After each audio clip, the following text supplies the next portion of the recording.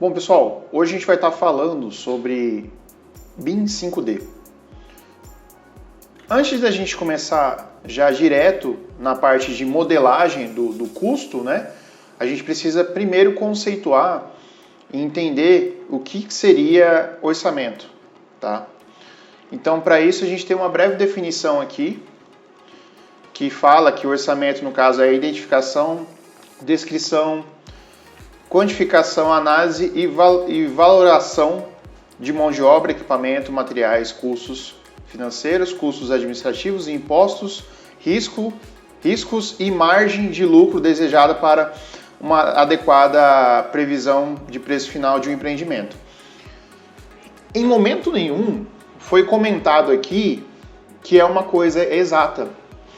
E em algumas literaturas é colocado como o orçamento como um exercício de assertividade.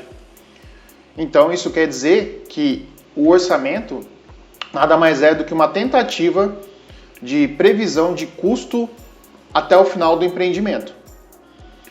Então, falando sobre assertividade, vamos entender um pouco como que seria essa assertividade em relação aos tipos de orçamentos, né? Primeiro, a gente tem que classificar de que tipo de orçamento que a gente está falando. A gente tem uma estimativa de custo, que no caso é um índice. Esse índice é aquele valor que o pessoal gosta de dar por metro quadrado, né? A pessoa geralmente não tem tempo para estar fazendo o orçamento mais detalhado, preliminar, né? O descritivo, e aí ela fala quanto que custa o valor dela por metro quadrado, geralmente atrelado ao padrão, né? Em função do padrão. Então, se for tal padrão, custa tanto por metro quadrado. Se for um padrão mais elevado, custa um pouco mais. Se for um padrão altíssimo, e assim vai, né? Então, é um valor, geralmente, por metro quadrado. Esse orçamento preliminar é um orçamento que é descrito nas literaturas, mas é um orçamento pouco visto. O que ele faz? Ele descreve de maneira geral o valor por metro quadrado e algumas coisas em específicas que são colocadas, feitas as suas composições de serviço, né? Então, alguns itens principais que são detalhados como sendo itens primordiais, digamos assim, né? E, por último, a gente tem o orçamento discriminado ou detalhado. Quando a gente fala de discriminado ou detalhado, a gente está falando de composição unitária, tá? Então a gente está falando daquela composição que você sabe quanto tempo de mão de obra, quanto tempo de equipamento, hora produtiva, hora improdutiva, né? As proporções de cada atividade. Essas proporções de cada atividade são chamadas de custos unitários, composições unitárias, tá? Essas composições unitárias que vão fazer parte do BIM 5D. É importante frisar isso, porque tendo isso em vista, a gente já fica ciente do porquê é trabalhoso fazer um orçamento, qualquer tipo de orçamento, né? O BIM 5D, na verdade, ele facilita a contagem, ele é um contador ideal, digamos assim, né? Você não precisa ficar tirando a metragem, a cubagem das coisas, né? E falando de composição unitária, vamos entender um pouco sobre composição unitária, né? Então aqui a gente tem um exemplo de uma composição unitária que é conhecida por 90% dos orçamentistas, né? Essa aqui é uma base do SINAP. A gente preparando essa aula aqui, a gente tirou uma composição de maneira aleatória para mostrar para vocês uma das maneiras de se apresentar uma composição unitária. Então aqui a gente tem alguns grupos de insumos e alguns grupos de composição de serviço. As partes dos insumos, né, elas finalizam por ela mesma, ela é o mais baixo nível. As composições posso ter composições dentro dela, assim como essa composição tem composição dentro dela, posso ter composição dentro de composição e eu tenho uma reação em cascata. Eu vou abrindo ela até chegar no mais baixo grau. Qual que é o mais baixo grau? O insumo, tá? Então a gente vê aqui, quando a gente fala de equipamento, custo de hora produtiva, custo de hora improdutiva, né? Então essa daqui é uma composição analítica do Sinap. É uma das tabelas que quando você baixa do Sinap, o Sinap apresenta. Ele vem um conglomerado de arquivos em WinRAR, né, zipado, e aí você consegue extrair essa tabela que ela já vem em Excel. Então é bem interessante para quando você tiver dúvida do que contém uma composição, você consiga ir até essa composição, ler ela, ver o que a compõe, para você saber se aquilo dali condiz ou não com a realidade do seu orçamento. Pessoal, a gente vai falar aqui um pouquinho sobre modelo parametrizado, né? É importante, primeiro, a gente entender alguns conceitos segundo a norma BIM, né? É a 15965. Que o que ela fala pra gente? Ela trata o objeto, o modelo, o elemento ou o componente de diferentes formas. Que formas são essas? Você pode ler essa porta como sendo porta, ou seja, o resultado final, né, da construção, ou você pode ler ela de outras maneiras, dentre elas o processo, que seria o quê? Se eu tenho a porta, eu lendo ela como processo, como um ato contínuo, eu teria algo como instalação de porta. E isso é interessante para a gente entender como que a gente faz a leitura do BIM 5D em relação aos objetos.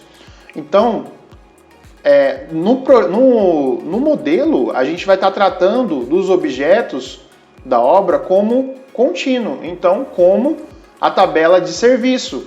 Quando vocês abrem na primeira parte da norma, aquela tabela 1S, ela diz respeito aos serviços da composição, das atividades do BIM, em BIM, lendo em BIM, né? Então, quando você tem um código da porta, ela teria um código 1S e assim vai embora, porque ela tem que classificar a porta de acordo com as suas características, madeira, alumínio, né?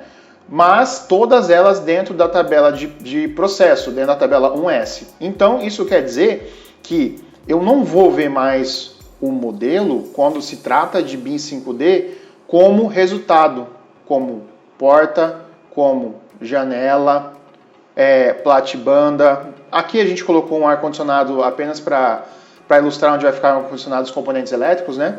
Mas, os condensadores, desculpa. Então, é importante a gente saber que a gente está lendo a atividade, a composição de serviço. Então, isso aqui é o quê? Isso aqui é a instalação de porta, a instalação de janela, instalação de outra janela. São janelas diferentes, códigos diferentes, certo? Então, isso quer dizer que cada elemento ou componente, ele vai ter um conjunto de códigos, tá? E como o elemento ele pode, ou o componente ele pode ter mais de uma atividade atrelado a ele, vamos dar um exemplo. Quando você vai fazer uma viga, às vezes você não quer modelar a escavação, você quer fazer um cálculo da escavação, do volume da escavação em relação ao tamanho da viga baldrame, por exemplo. E você vai fazer aquela área do trapézio e etc. Você vai ter código de escavação. Você quer fazer a forma, código da forma. Você vai colocar a armadura, código da armadura. E assim você vai indo. E assim, a gente não encontrou até agora elementos que precisem de mais de 5 códigos, tá? Pode ser que aconteça, mas assim, a gente está tentando diminuir isso para que cada modelo seja atrelado a um código. Isso é difícil, porque isso quer dizer que você vai ter que começar a pensar na modelagem talvez de forma, você vai ter que pensar na modelagem de escora, e isso daí já começa a dar um trabalho muito grande para o modelador. Sendo que, da maneira que a gente pensou, se o elemento tem mais de um código, a EAP se conclui, aí a gente já está migrando um pouquinho para o 4D. A EAP já se conclui quando todos os itens que são atrelados a ela se concluem. Então a gente tem um método que fica um pouquinho mais fácil, tanto para o modelador, que tende a aparecer mais com o objeto final, quanto para quem for o orçamentista que vai estar fazendo a junção entre o modelo e a base de dados, né, para estar tomando o orçamento, né? Aqui a gente tem um código, por exemplo, do Sinap. esse 88489, tá? Esse é uma codificação do SINAP. Entendendo os dois conceitos, né, tanto o orçamento como o modelo parametrizado para receber esse orçamento, né, a gente vai para o fluxo. Como que funcionaria esse fluxo? Aqui no verde eu tenho o início, aqui no vermelho eu tenho o fim, né? Esse fluxo BPM aqui, ele é um fluxo bem interessante. A gente usou bastante ele na pós-graduação, na faculdade a gente também está usando, né? O pessoal usa. Então, ele é feito por esse programa, que é o Visage, ele é gratuito, esse modelador de fluxos, tá? Então fica a dica aí para quem quiser se fazer mais entendido, né? Porque quando você fala de BIM, ainda mais com quem não tem um certo grau de conhecimento, você demanda muito esforço. Uma representação visual, ela é muito mais simples, né? Então você desenha para a pessoa já entende.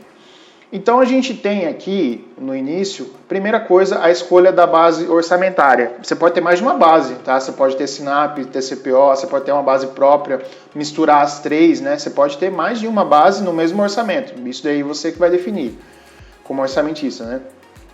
Você vai levantar os quantitativos, então você vai pegar os projetos, vai levantar os quantitativos. Levantando os quantitativos que você vê no projeto, você vai conseguir determinar custo direto, custo indireto. Se for custo direto, você separa para onde é custo direto e você vai ter a planilha clássica de orçamento. A planilha clássica de orçamento, ela é basicamente o custo direto. O custo indireto são todos os custos que estão envolvidos no processo que não são os diretos. Você vai ter aqui um exemplo, custo administrativo, custo de vigia para estar guardando a sua obra, a água na obra, a energia, né? Então, esse tipo de custo que não está diretamente atrelado ao objeto da atividade, que não condiz naquela composição de serviço que a gente viu lá atrás, são custos indiretos. Juntando os dois, né? A gente vai ter o preço de venda, né? Formando o BDI, a questão dos lucros, benefícios de despesas diretas e indiretas, né? Benefícios de despesa indireta, o BDI, né? Então, aí a gente acaba finalizando. E é importante a gente ver onde que está o BIM aqui. O BIM, ele está entre o levantamento de quantitativo, recebendo aqui, fazendo um levantamento de quantitativo também, né? E ele está recebendo a composição unitária. Isso quer dizer o quê? Que quando eu mostrei para vocês lá atrás o modelo com uma codificação, essa codificação é da base orçamentária. Então o BIM, ele está fazendo o quê? Ele está substituindo em certas partes, até onde ele consiga, né, o quantitativo com relação à base orçamentária para trazer o custo direto. Então, a gente pode falar que o BIM, ele auxilia esses dois processos, tá? Compondo o custo direto. Então, a gente pode concluir que o custo indireto, ele sempre vai ter no orçamento e o BIM, ele não consegue medir esse custo indireto, porque são coisas que vocês não conseguem modelar, tá? Essa é a dica que a gente tinha para trazer para vocês. Eu espero que vocês tenham entendido. Bons estudos!